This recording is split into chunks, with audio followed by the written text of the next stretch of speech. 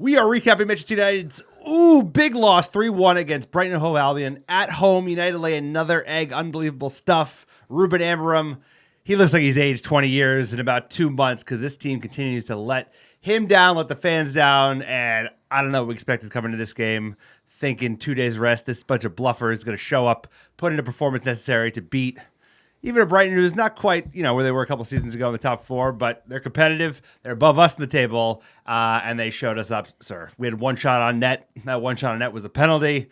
Onana had another howler. He's looking like he is not the going entity at United, not an option. And the team is a mess, sir. This is going to be a survival season. I think now it really is. You said it a couple of weeks ago. I thought you were kidding. Well, you were kidding. This is like just don't get relegated and then see if we could be scrappy in one of the cups, right? FA Cup, that gets you Europa League. You win the Europa League, that gets you Champions League. So I think that's the only way we're getting into Europe. I would love to finish in the top half of the table, because the bottom half just feels wrong, even if we finish 9th or 10th. But it's just, we're a mess. United's a mess. I don't know if we've hit rock bottom. We could go further, but I'm behind Ruben Amorim. I'm not behind these players, but today was another rough day at Old Trafford, and I think the Old Trafford faithful weren't even surprised to see United lay such a shit game. How are we feeling? How are we doing? Not feeling great. That was a tough L to eat. You got to get the hot sauce, maybe the H1 out, and flavor this L and just eat it. This season is going to be full of them. We did get a new manager in. We saw no new manager bounce. I think that speaks to the bluffing of the players. We also have a new system, players playing out of position, incomplete squad, sir. This isn't the excuse factory. This is just spitting facts. Like right now, United are 13th in the English Premier League and look to be about maybe 15th. 13th. Like we should probably be about but here you go. Tottenham's down there too. Spurs below us. In the What mud. the fuck? Where did that come from? In the mud, but they've yet to fire their manager. Anytime you sack your manager halfway through a season or midway through, it's a wrap.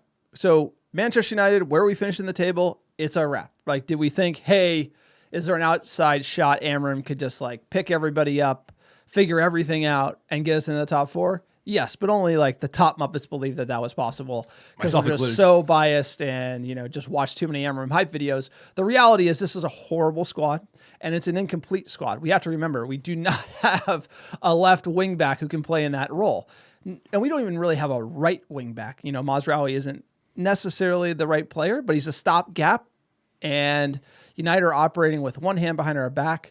We have a Portuguese manager who's probably feeling the pressure from our new-ish partial owner, Jim Ratcliffe, who basically has set this artificial fast deadline. And we're not really making moves in January. Nothing. So you're staring down the tunnel, and I don't see any light at the end of it. No, it's time. We need time. We need to get through this season. This season is just... It's a wash. Like you said, the manager got fired. New manager comes in. He's full of promise, but this team is the same bunch of bluffers at the end of the day, and they ain't doing him any favors. They may show up for a big game, but this is a big game. Brighton has had our number. They had it again today. Shocking performance from the lad. Shocking performance from the goalkeeper. And the fans, you could tell, they're not even surprised at this point, right? Because we've seen so much of this team laying an egg. And one of the most frustrating things is all right, we also need a new goalkeeper. It's just every time we play another game, there's another issue on the list for United to figure out in the summer or over upcoming transfer windows. So there's a huge mess to clean up. There's not a lot of money to do it. We're not making moves on the outgoings, right? We're a sell to buy club at the moment, but no Casemiro deal, no Rashford deal. I mean, what? Real Betis loaning freaking Anthony? That's not going to move the needle. So we're in a position where nobody's coming in, and it's just about surviving the year and seeing, I guess, if we can get frisky in the cups. There's nothing I can get optimistic about besides the cups. Europa League, baby. Let's go. There's nothing other than just backing this badge. Always. Right now. Right into because hell. Right this into the gates is of hell.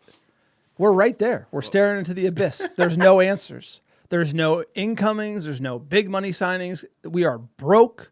This squad has been just tarnished. At the time it was going down, and before he was sacked, I knew it. I said, these Eric Ten Hag signings will set us back years. And you spend £600 million and you get nothing for it.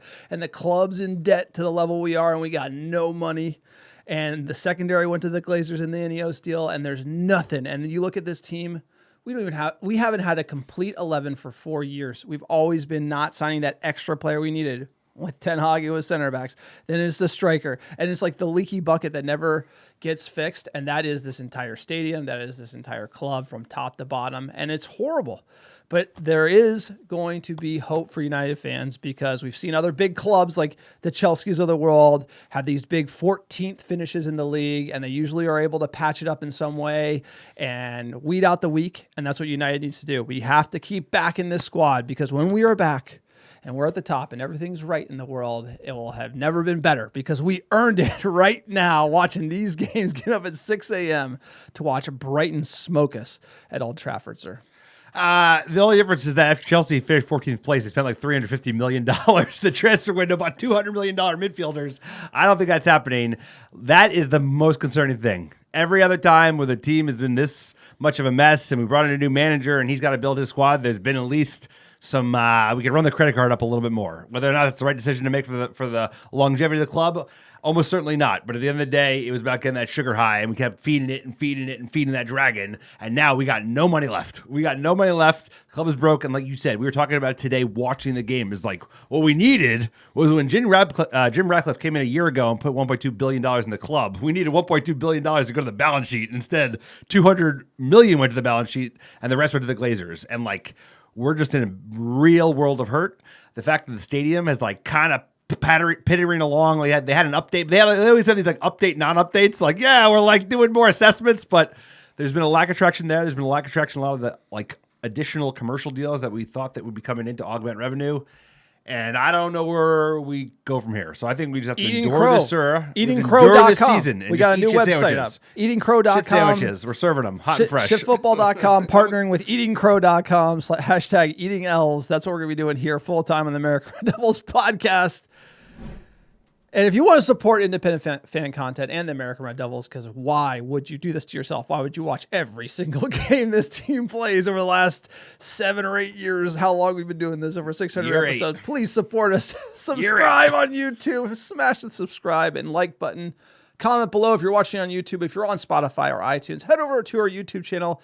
Hit subscribe. Support the American Red Devils. We want to say you are here in the darkest days. We played 22 games. We have 26 points. That is fucking insane. That is insane. -5 goal difference. It's worse. It's pretty bad. Got to keep it together. Like, subscribe, hack the algo, help other fans in need find quality content from ARD. Also, check out our Patreon page, patreon.com/American Red Devils. We do an extra special behind-the-scenes video podcast every month posted to our Patreon page. Tons of other benefits. Sign up, support the podcast. And if Patreon is not your thing, check out our store, americandevils.store. We got hats, we got scarves, we got hoodies, shirts, beanies, stickers, everything you need to support the greatest club in the world. We are in a tough patch, but we will be back. And check out our website, americandevils.com. Sir, you wrote a great article, tribute to Dennis Law, sir, the king of the Stretford End. King of the Stretford End, the lawman. We lost a great one. It was an emotional weekend for Manchester United fans, losing the last man standing in the Holy Trinity. So that was a tough article for me to read. But go to the website, like John mentioned, to support the pod, AmericanRedDevils.com. You can also write 5-star reviews. They go a huge way to helping us get found organically by other top Muppets like yourself. If you want some free merch, write a 5-star review on iTunes or Spotify. Send a screenshot of that review to AmericanRedDevils@gmail.com with your mailing address, and I will personally pick, pack, and ship some free ARD gear right to your door anywhere in the world. Sir, let's get into that music. That's right. Manchester United, Brighton. Brighton 3. United 1. That's starting 11. Andre Onana in net. Dalit, Magoo, Euro backline with Lenny playing on the left. The low left wing back, Manu Ugarte midfield, Maz on the right.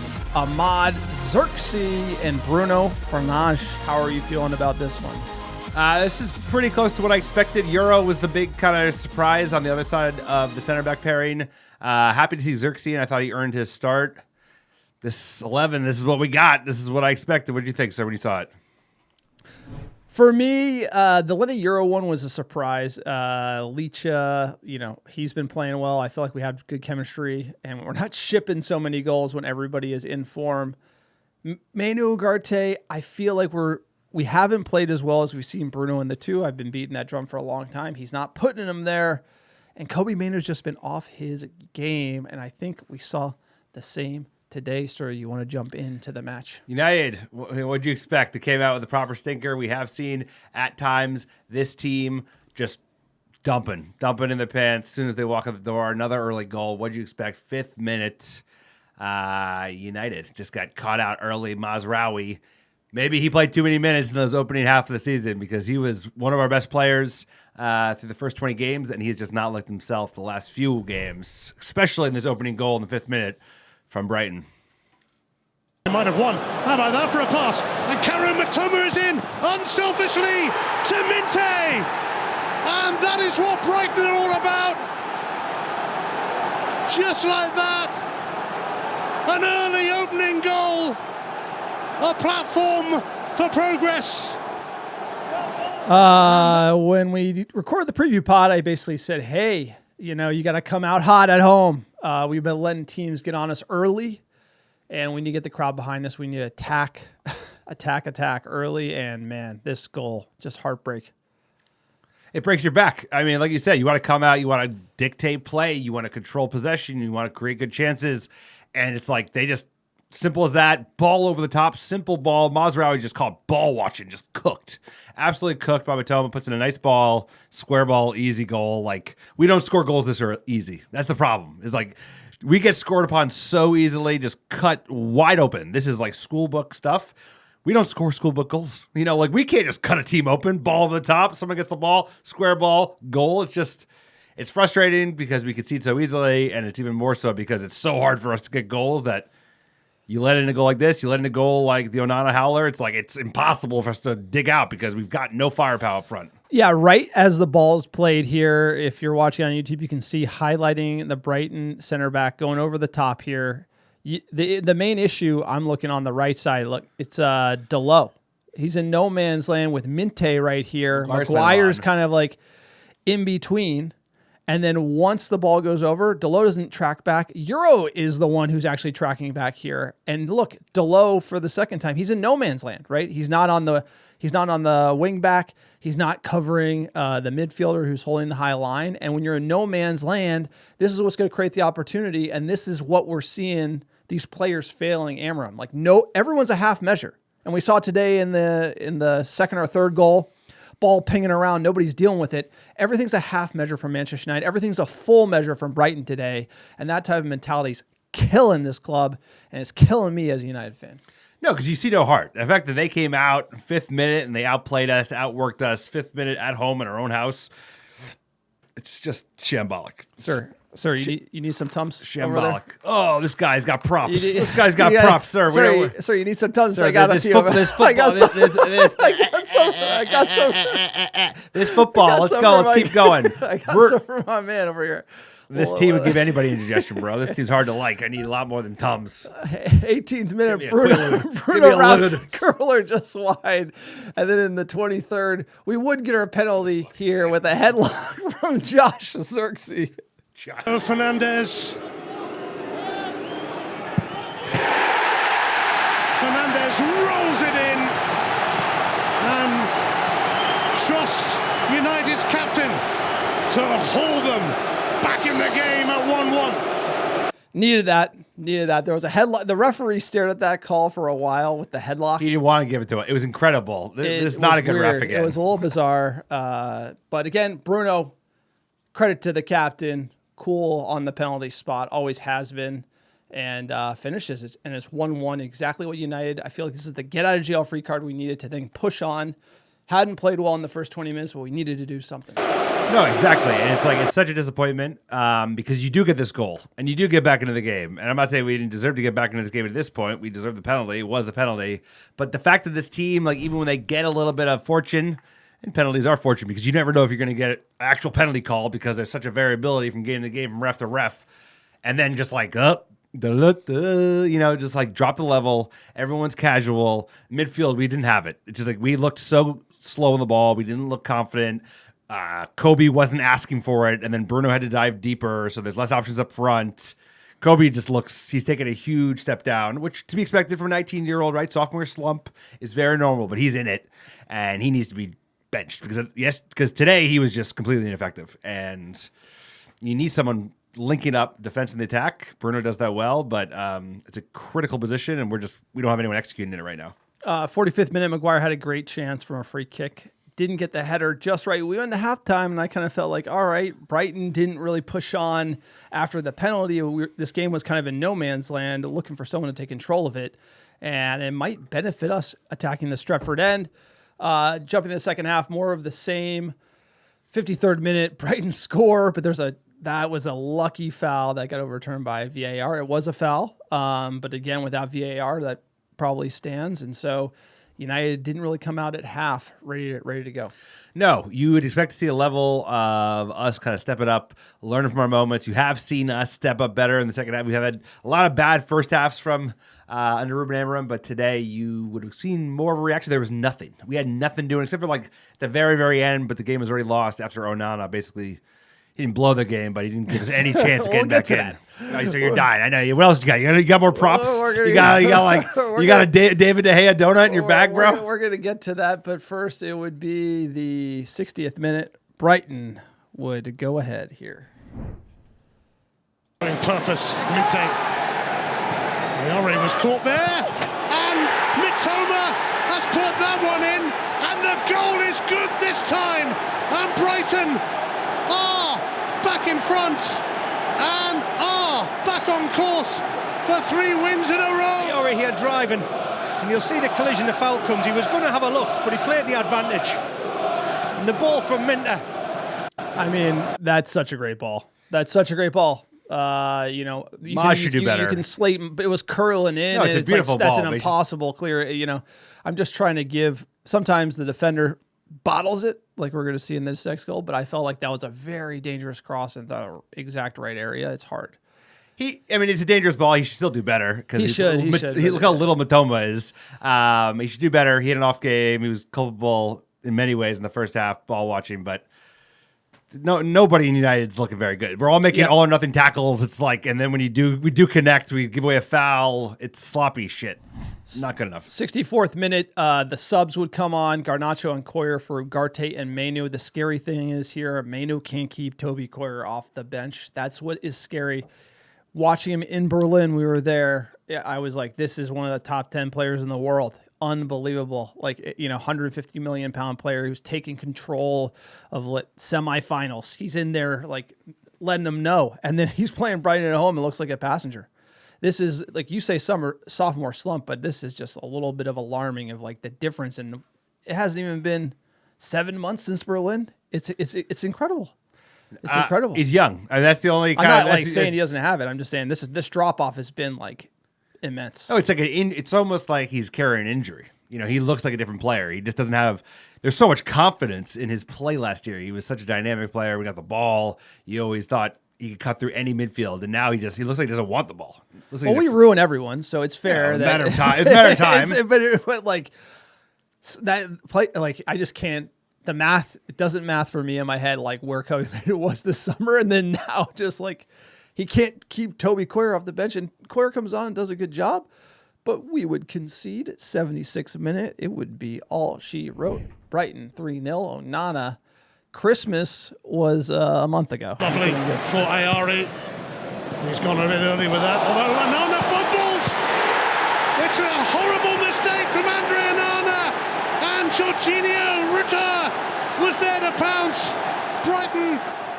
And if you wanted to know why everyone's really upset, it's because we're giving up shit corner kick goals, and Onana's that's just not on the level of Sunday League.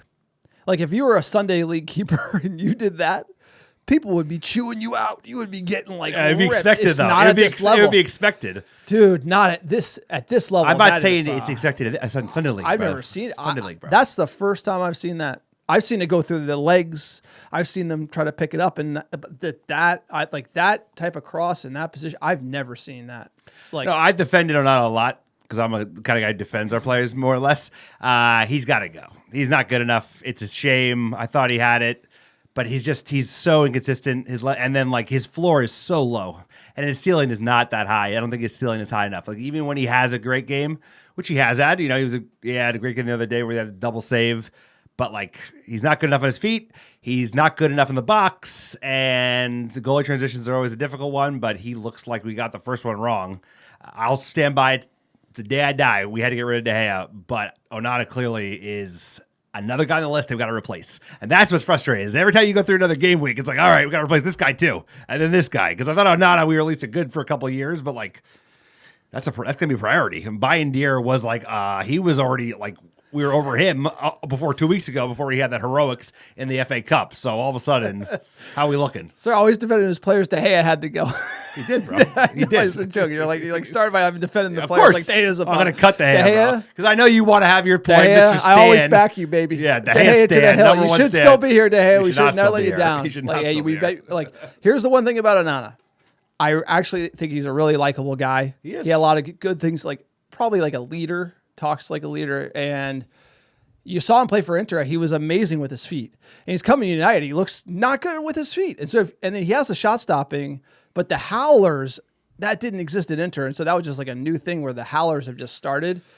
And He apparently had it in his locker at Inter, but the rate is crazy. It's insane. He's like, no, it's a mess. It's a mess. The stats is De Gea 17 errors that led to a goal his entire career at United, and Onana already has 10.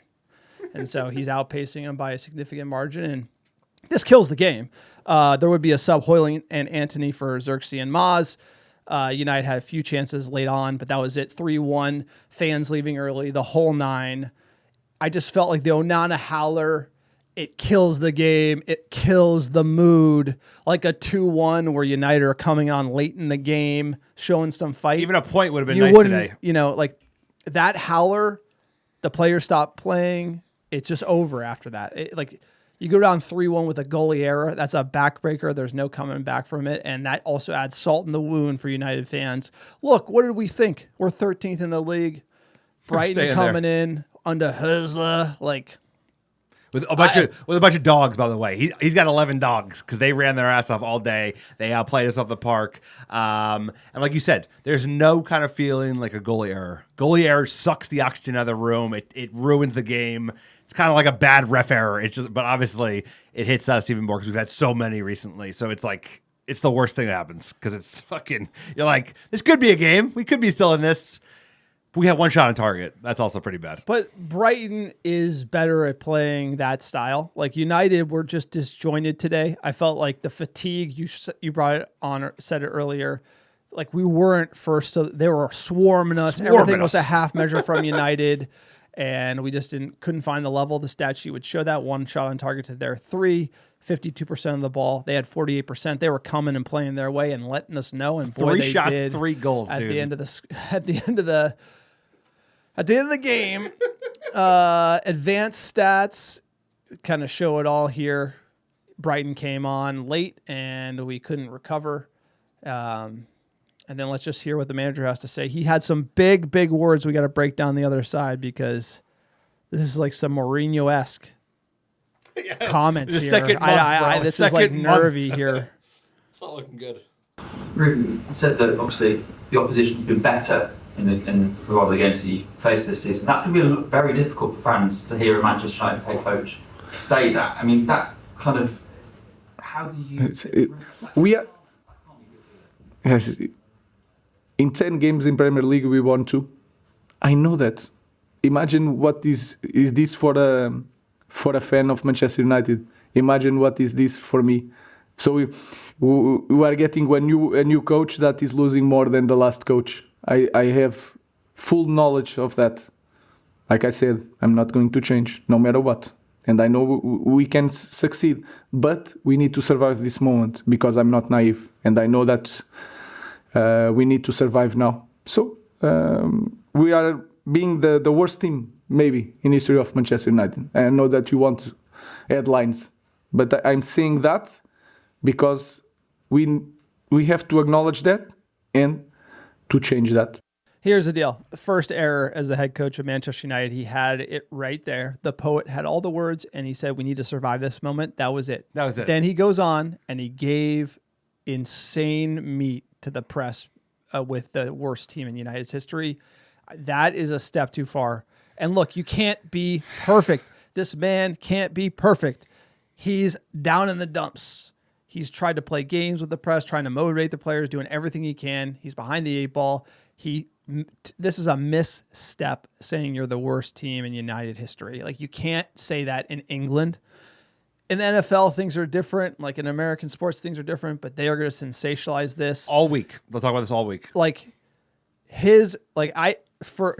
you have to back this guy. Oh, yeah. For the next 3 years. No matter what, you have to make signings in January. Now we got to get players in. We got to get him in the summer. You got to go with Amorim. Otherwise, there's no point in bringing him in because you should have brought in Graham Potter, or you should have brought in a stopgap, or a Sam Allardyce, or something. Like, you know what I'm saying? Like, you literally should have brought in like a temporary, boring 4-4-2 coach if it was all about the results. But you brought in the hottest thing in Europe, and you got to back him. But I think Ratcliffe is so irrational that he literally might fire this guy. And that's what concerns me. And I think that's why, and when you feed things in the media and they grow, it's like, the players could turn on him. I just didn't like this quote from him. It's the first error he's made. And I don't want to make a lot about pressers, but what do you think? I think I had concerns as soon as he fired Ashworth. I was like, this guy's such a fucking hothead, and he's so like quick to the draw that I think he might fire this manager because I don't think he knows enough about football. And there's a reason he has never really had success with sporting enterprises, but especially football. Like, he's had no success with football, Ineos that is. So you don't go like quick to the draw because guess what? There's like 5 dudes in the fucking world that can do this job, whether it's the United manager or the director of football. So it's like, you got to go slow because we're in a mess and this guy alone is not going to fix it. So I'm all in with Ruben, of course, but my concern is not that like Ruben's not going to figure it out. My concern is that Sir Jim Ratcliffe is going to be like, this guy doesn't know shit and fire him because. Is that quote though? Like, I think that's a Mourinho, like when Mourinho started hitting us for not being good in Europe type of thing. I feel like you don't need to say it. But Mourinho was digging on the badge. He was digging on the firm, bro. He was digging on United. He was digging on the sovereign. He is talking about this bunch of bluffers and how they're performing in this moment. They are the worst performing, probably in the Premier League history since 93. That's probably, without a doubt, we're in a relegation fight 22 games into the season. But I do agree. It's like he should know better because everyone's out for United in England. So they're going to just talk about this all week and make him look kind of like a goof. No, but a good manager is like, oh, it's the short turnaround. You're blaming other things, not being like, we're so shit. Like, you know, and I just feel like he was a little too honest here. He looks rattled, bro. He treads the line very well. I just feel like he went a little too far on one side, and he'll learn from this moment because England's going to kill him for saying It'll be all week. What do the fans think? I'm sure they're happy about this result. Let's get into some fan questions. At Christian G. 1087.3 for the first time ever. I turned off the game after 1-0 and went back to sleep. I would say first time. I definitely have one of those at 4:30 a.m. Like, they're already losing to Everton. Are we in the simulation? And am I on the wrong version of the simulation? Because like we need to hit reboot. At Grifter10, same shit players, same shit defending. Without Ahmad's heroics, we have nothing. Onana needs to go. He refuses to come off his line and get the ball. I have no faith that Ineos will do anything to improve this team this window. God damn. I literally feel like Groundhog's Day. Like, and shout out to all of the ARD fam because the fact that you guys are this hardcore behind this club watching this team still is unbelievable. This is really testing all of us this season. Came out of nowhere. You know, this is the worst season ever. No, it's insane. And also, it feels like the league stepped up like in a serious way in one season. Can't beat Brighton, bro. Dude, you can't beat Brighton. Like, Brighton's coming to town and you're like, we're on the ropes. How are Spurs below us? You're like, on the ropes. That's incredible. Spurs are below us. It's like Bournemouth coming to town. You're like, biting on the us ropes. up 4-0, bro, like every game. Like we would be like Fulham. Everton, Ipswich on the road. Ipswich away. You're Southampton almost beat us, bro. At home, they have 6 points. Yo, can everyone calm down and slow your roll and just lose? To they're coming out. They come out because they know they can get us because this team can be gotten. Old Trafford isn't what it used to be, and this team is not what it used to be. So people go after us because they know 3 points are for grabs. On the ropes, Bournemouth, bro. You're on the ropes, bro. Like Bournemouth cooking world us. beaters. It's like Bournemouth we made us. Brighton look like prime Real Madrid. They're like a top 4. They're like a third player above City, bro. Brighton was like this game for Brighton we were was like seeing ghosts, Champions League semifinals, like prime Real Madrid. Like you don't have a chance. They were hunting us in packs. Like it was. I could like the levels of like. Honestly, you got to get some people from like North Jersey out there to start a fight, because at this point, there's nothing else you could do. You're going to lose. You got to do prisoners. something. At Bry Guy 666, Onana looked like prime De Gea out there. How dare you? Just awful. There you Get him! De Gea. Right guy, my man. No way.